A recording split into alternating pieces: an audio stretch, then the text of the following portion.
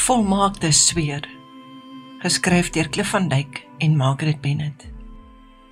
Glashelder die beeld van tyd, toe gister val verdonker, môre hande vat met soepel sand, waarin jou beminning waardig strand.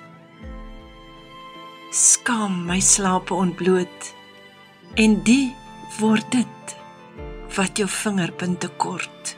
Teen drumpels van jou wierook reuk, lê ongekende avontuur.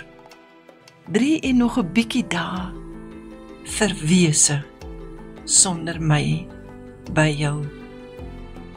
In die vorm van jou hulpkreet, se tasting na 'n reddingsboei, hier staan ek nou, in toonleer van onvolmaak besef. Weerloos is my hartklop dop, uit niks gebou my hinke raak. In vollengte somerreën, deur silverdraad begeer, wintermurg se dieper krag.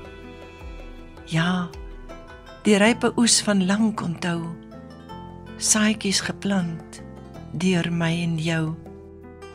Jy's my 10 uur smorens se hartstog hannekraai, in die halfmaan van jou vreugde om my siel gedraai.